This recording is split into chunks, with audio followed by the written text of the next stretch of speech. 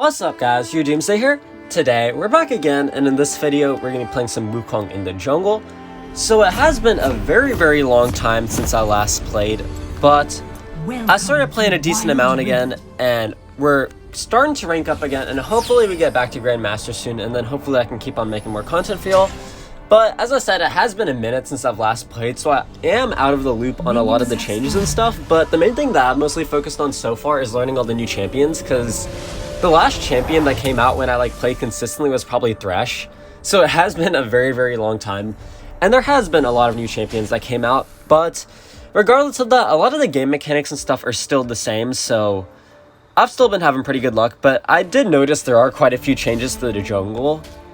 But regardless, in this video, we're still playing Wukong. If you followed me a while back, you know I love Wukong. Wukong was the champ that I played the most to probably get to Grandmaster the first time, which was probably like a year and a half ago, more than that, probably a year and a half to 2 years ago.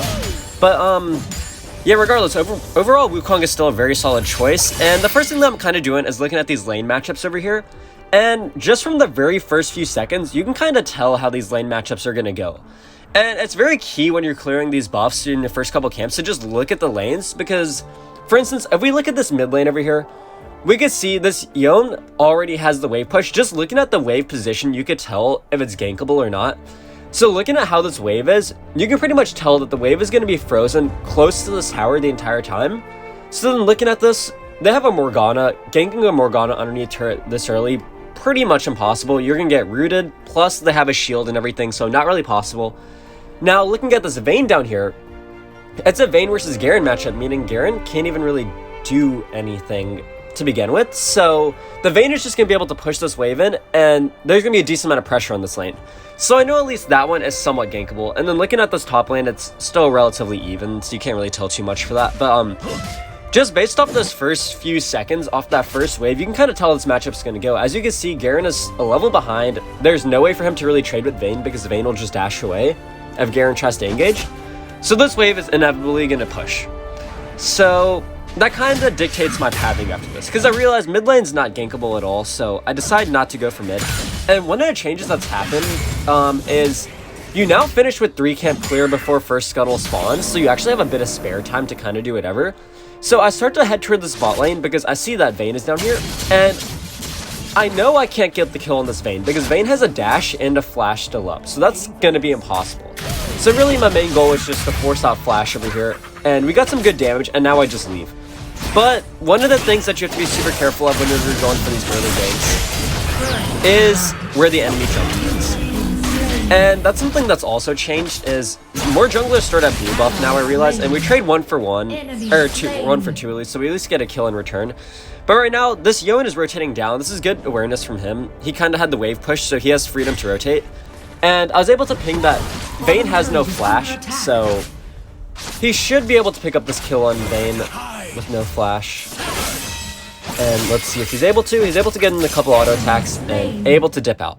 So overall, that was a 2 for 2 trade. Not the worst, could have been better, but something that I kind of need to remember better and that a lot of people need to work on is, not just me, but I see this a lot, is if you're going for these early ganks in these side lanes or in the mid lane or something before the first scuttle, you have to be very cautious of how much damage you take, what abilities you use, and if you take any turret shots or not.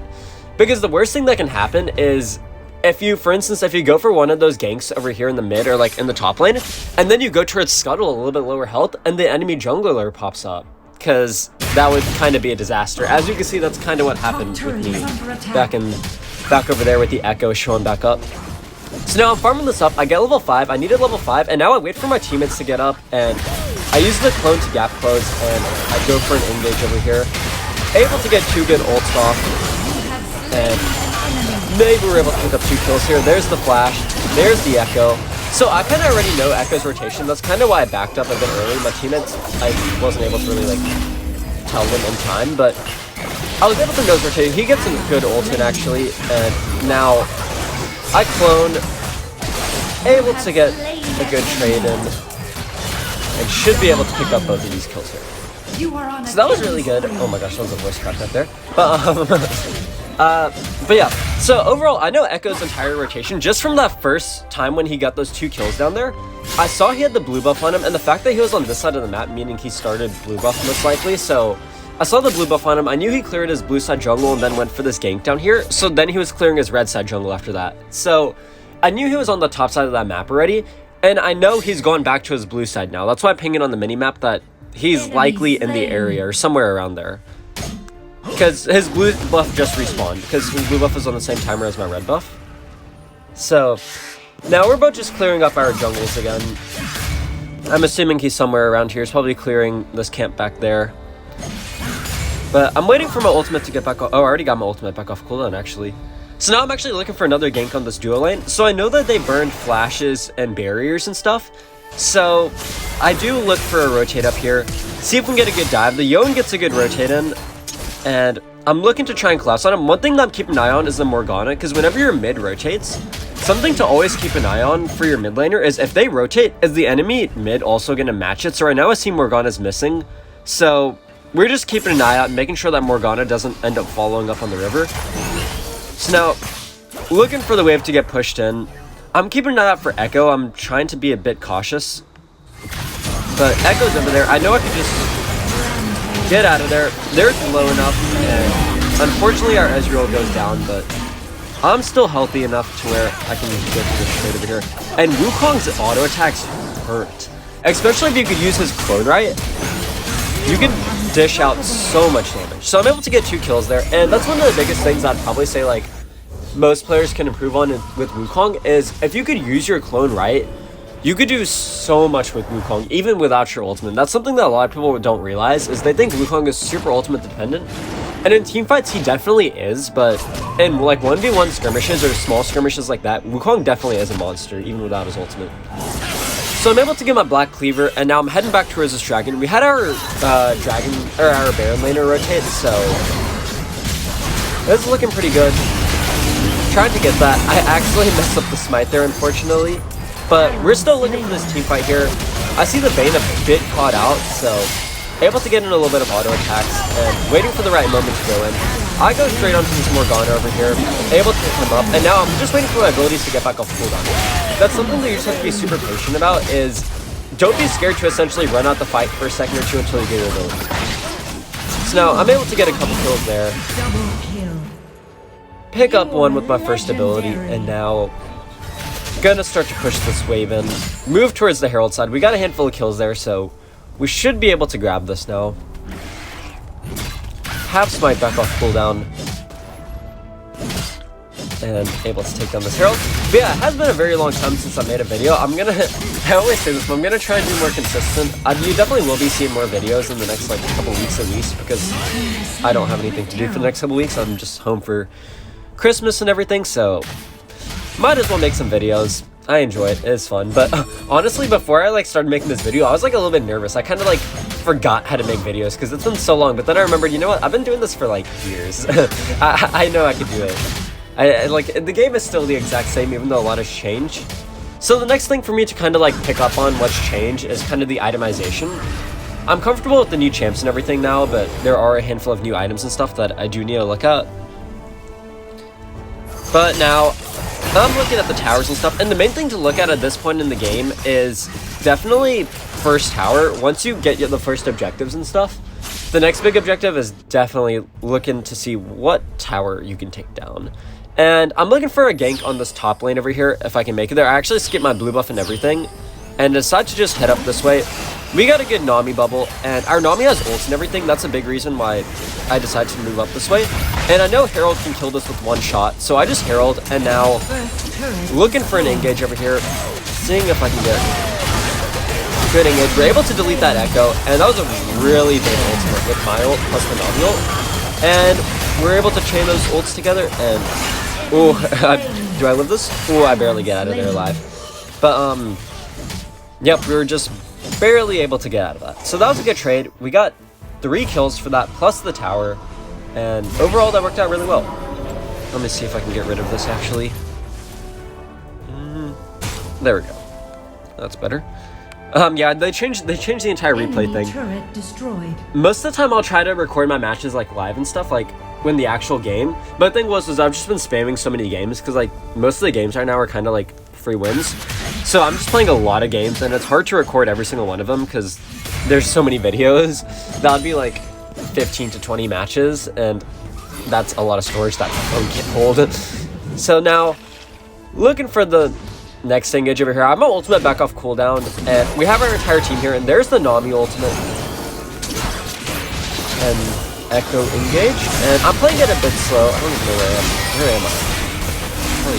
Oh, I'm on the entire backline.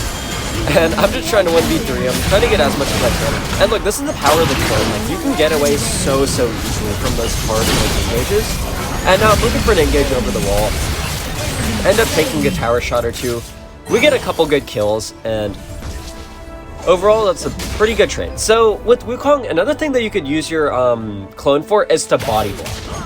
For instance, if you're ganking a Morgana and you know that the Morgana is about to throw out their root, you can use your clone and it'll root the clone instead of actually you.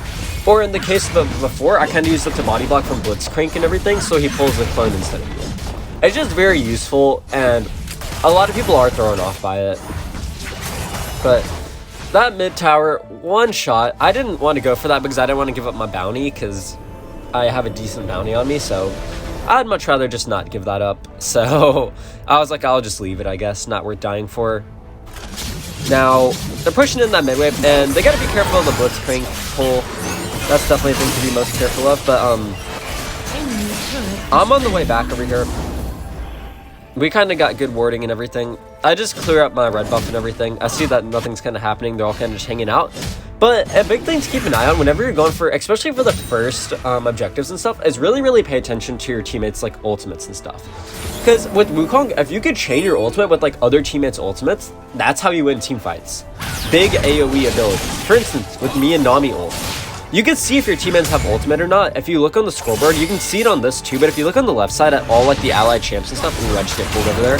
But look at that, my clone is able to get me out pretty much like scotch-free. I have like no damage on me. And now I'm able to take down Vayne, and sadly I go down over there, but my team is hopefully able to just clean this up over here. Oh, actually looks like they kind of entered a bit, but overall, we're still able to get good pressure. We got the Echo back there, I believe. Yeah, we got the Echo, and now we're able to push in this mid wave over here, so overall, could have been a better trade, but that's alright. So, now, the Dragon's up, looking for it.